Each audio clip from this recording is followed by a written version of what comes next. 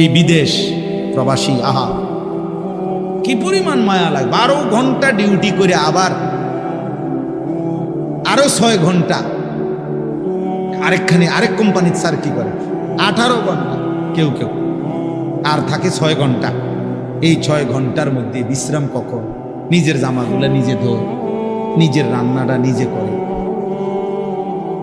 প্রবাসীগুলো বিদেশে থাকে, যে আমি তো সৌদি আরবে অনেক দূর দূর ছেলেদের কাছে গেছি, ওরা দম করে খুব মহব্বত করে।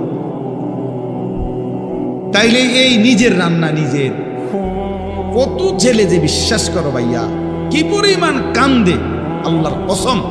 এটা যদি আমি দেখাইতে পারি, এখান থেকে এটা বিদেশ অনেক কষ্ট। এই কথাটা কইলে তুমি বুঝতে না ভাইয়া, অনেক কষ্ট। এটা কইলে তুমি বুঝতে না, এটা কইতে তো 1 মিনিট লাগছে, আর অনেক কষ্ট।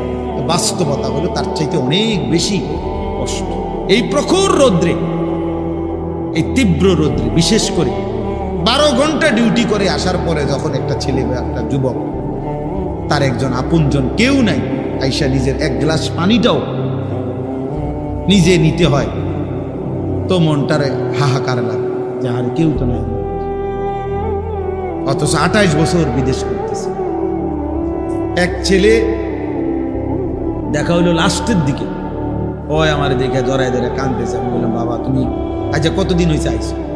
কয় হুজুর 3 বছর। এই শেষ আমার যে ছেলেটা খেজুর আইনা দিছে মদিনায়, ও ছেলেটা বলতেছে হুজুর আচ্ছা 3 বছর হয়েছে বাড়ি থেকে আসছি, একবারও যাই নাই। আমি যাইবা কখন? কয় হুজুর একটা আইডিয়া করছি যে যে ঋণগুলো করছি আরো 3 বছর যদি বিদেশ করি তাহলে ঋণগুলো শেষ হয়ে যাবে, তো আশা আছে হুজুর এরপরে যাবো। এই কদ্দুর অল্প বয়সী ছেলে। হ্যাঁ ভাইয়া, এই জন্য সে যাইয়া হয়তো অনেক দুঃখের কথা বলে না বাড়িতে, যে মা কানবো, বাপে কানবে, বা বউ বাচ্চারা কানবো।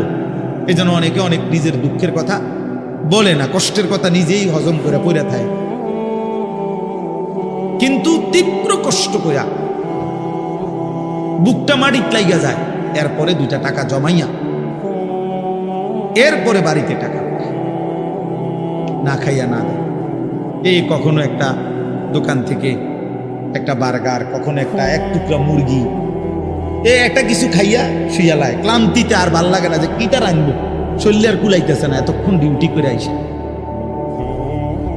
আমি যেমন এই সারাদিন বয়ান করে রাত্রে 3টা 3:30টায় বাসায় যাই, ফজরের নামাজের পর